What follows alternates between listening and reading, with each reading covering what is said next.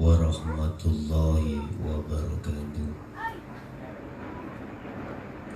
Hamdan syakirin, hamdan na'imin. Asyhadu an la ilaha illallah wa asyhadu anna Muhammadan abduhu wa rasuluh. Allahumma salli wa sallim wa barik alaihi wa ala alihi wa ashabihi ajma'in. Bapak Ibu hadirin, saudara-saudaraku dimanapun Anda berada, alhamdulillah dalam kesempatan siang hari ini kita masih diberikan Allah satu kesempatan untuk bertemu. Semoga pertemuan kali ini menjadi satu barometer tentang kehidupan apa yang terjadi di tengah-tengah masyarakat kita. Yang sebenarnya itu bagaimana?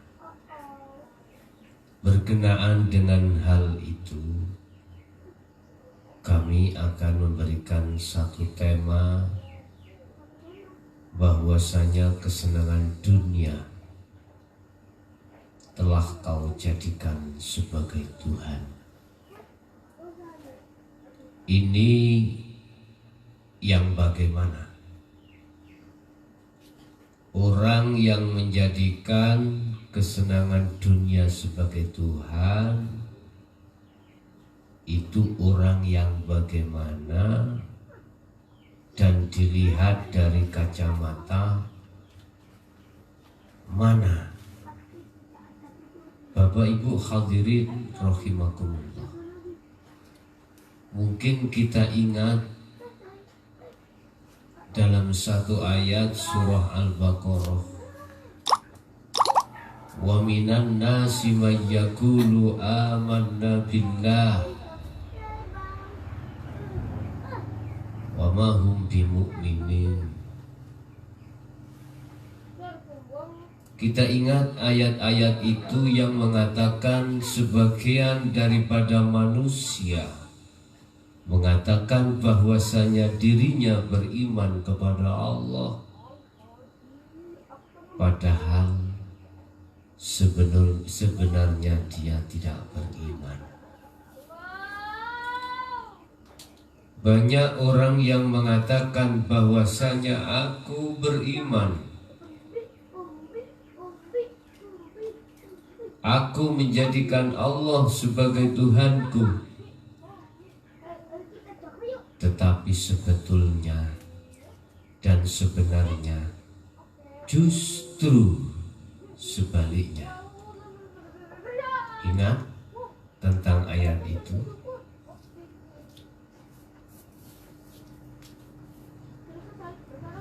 Inilah Bapak Ibu fakta kenyataan di tengah-tengah masyarakat kita. Banyak di antara kita umat manusia menjadikan kesenangan sebagai Tuhannya. Letaknya bagaimana dan di mana mereka menjadikan itu sebagai Tuhan, dan kita lihat dari sisi mana? Bapak Ibu, memang secara fisik dia tidak dikatakan sebagai penyembah selain Tuhan,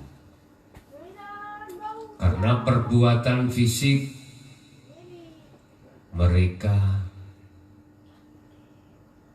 bertakwa, menjalankan apa yang dia perintah, meninggalkan apa yang dia larang.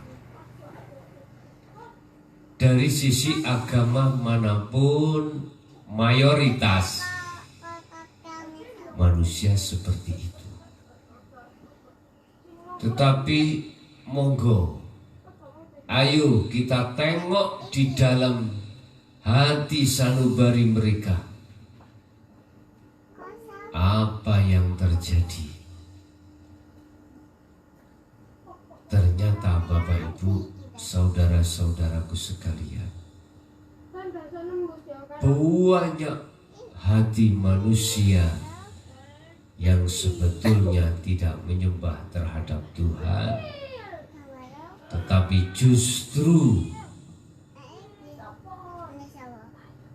kesenangan dunia itu yang mereka jadikan sebagai penyembahan. Memang merasa mereka menyembah Tuhan, atau mereka tidak merasa kalau dirinya menyembah selain Tuhan dan menjadikan duniawiyah sebagai Tuhan. Akan tetapi setidaknya dia harusnya berevaluasi diri, introspeksi diri. Sesungguhnya ada apa hatimu selama ini lari dari Allah Subhanahu wa Ta'ala? Ini fakta loh Bapak Ibu. Dengan begitu mereka tiap saat dan waktu bergantung dan bersandar diri terhadap nafsu lewat kesenangan dunia itu, sehingga dia mempunyai pola pikir, karakter, tabiat, rumus bahwasanya dengan kesenangan dunia itu bisa merubah atas segala-galanya. Dengan kesenangan dunia itu semua persoalan tinggal beres. Dengan kesenangan dunia itu apapun yang dia alami akan bisa terselesaikan. Coba ayo kita sejenak dengan hati yang tulus ikhlas meresapi, menghayati, mengangan-angan, sudah benar ataukah masih salah hati ini pada Allah? Dari pandangan hakikat, jikalau hati itu lari dari Allah dan menuju terhadap nafsu lewat kesenangan duniawi, atau menjalin hubungan api terhadap nafsu lewat kesenangan dunia, itu dihukumi bahwasanya satu hati tersebut telah menuhankan nafsu itu sendiri. Bapak Ibu hadirin jamaah sekalian dimanapun Anda berada, sedikit saja waktu kita pergunakan untuk berdiam diri, untuk tidak berpikir tentang masalah apapun kecuali keadaan hati ini hanya pada Allah. Coba sedikit saja dalam satu hari satu malam untuk merenungi hal itu. Aku yakin manakala tiap saat dan waktu hatimu mau bermunajat seperti ini, beruzlah seperti ini, Allah pasti merealisasikan 3 janjinya kemarin yang sudah kami jabarkan. Yahdillah, pertama pertama Allah memberikan petunjuk terhadap orang-orang yang mengikuti jalan menuju keselamatan. Yang kedua, Allah akan memindahkan hatimu dari zona gelap menuju zona terang. Yang ketiga, Allah akan selalu memberikan penerangan dan petunjuk hatimu untuk bisa melalui Shiratal Mustaqim.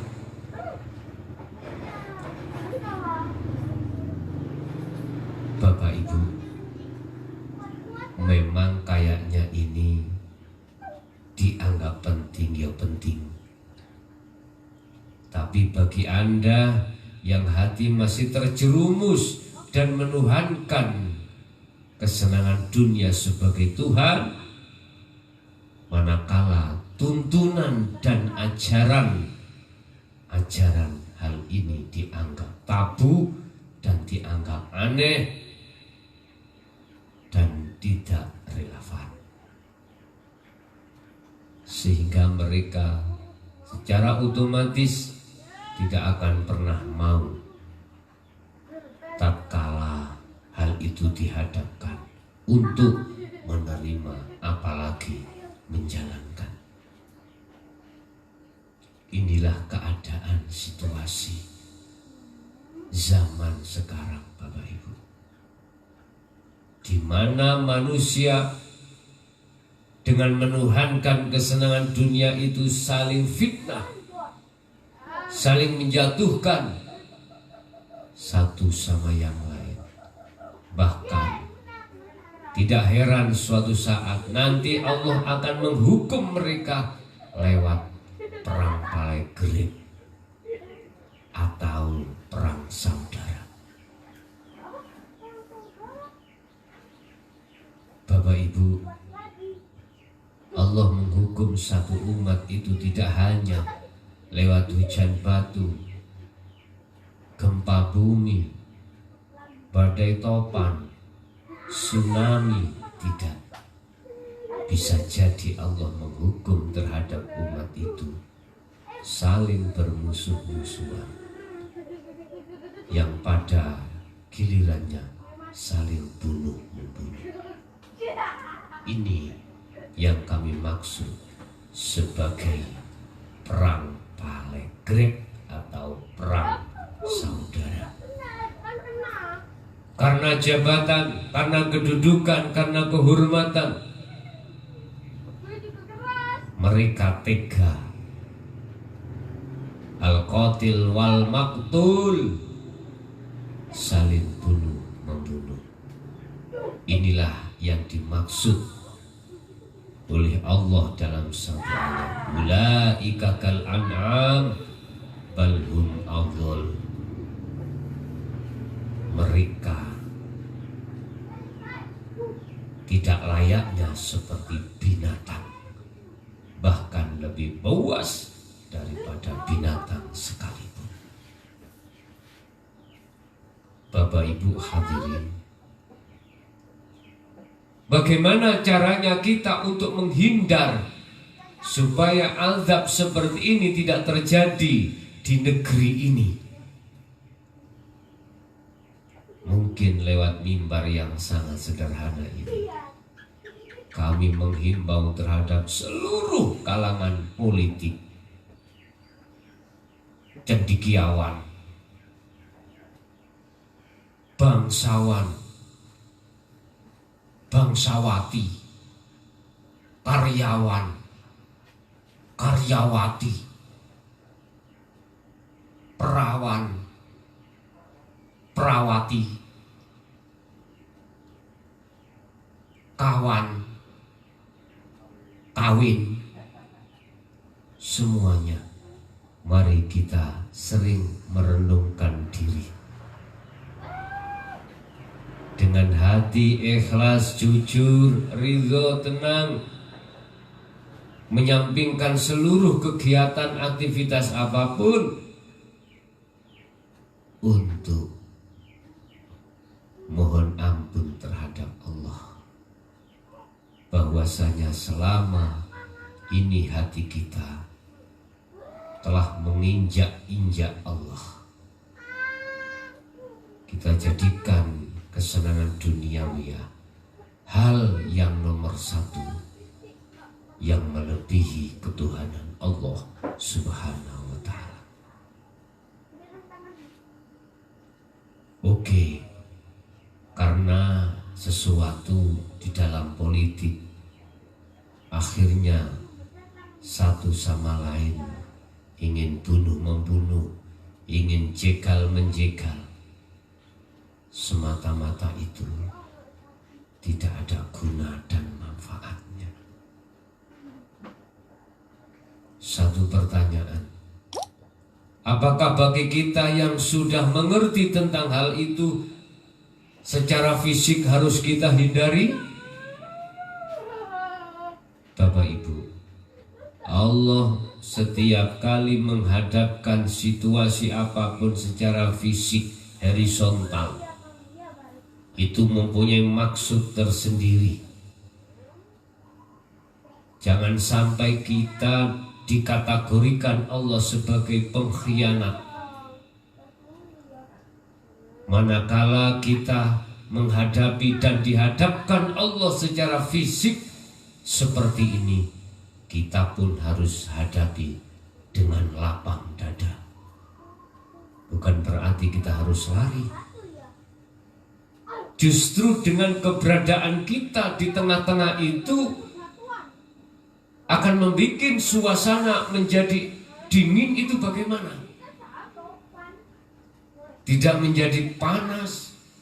Justru kita dibutuhkan di situ untuk saling memberi, saling menolong.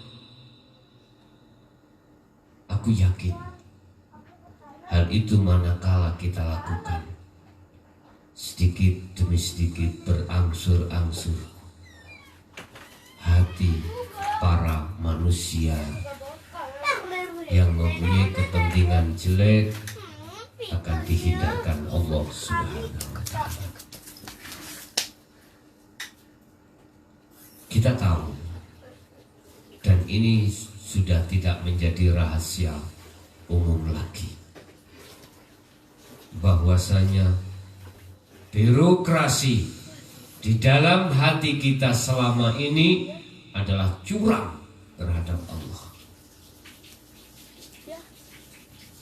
Tapi kita lupa satu ayat, wa makaru wa makarullah innallaha khairul makirin wallahu khairul makirin. Manakala di antara kita berani untuk mengkhianati Allah, makar terhadap Allah, Allah pun akan makar, memakari kita. Bahkan sebaik-baik makar Allah, makar itu adalah datangnya dari Allah. Manakala kita mengkhianati Allah, Allah pun akan berbuat julas terhadap kita. Dan perbuatan julas yang terbaik adalah Allah Subhanahu wa ta'ala. Kita lupa akan hal itu.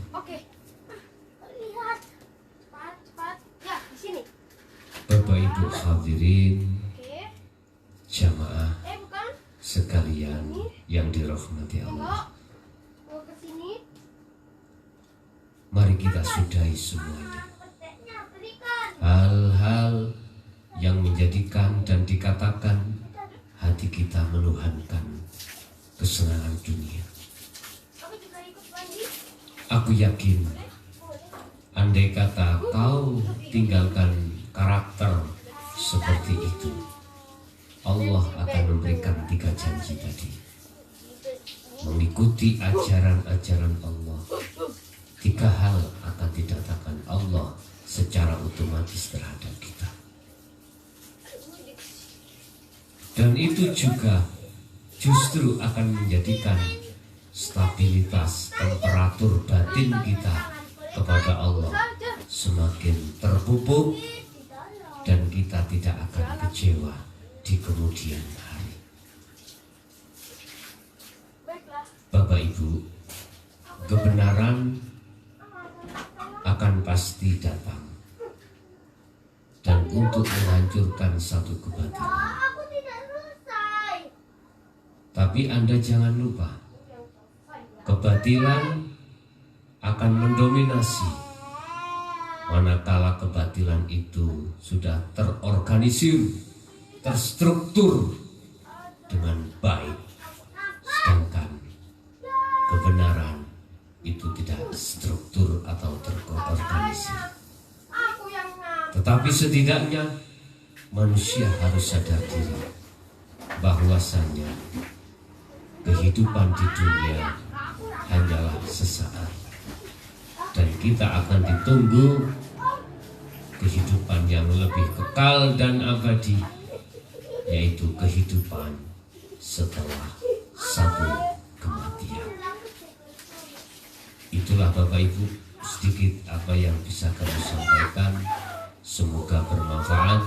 Ihdinas siratal mustaqim. Assalamualaikum warahmatullahi wabarakatuh.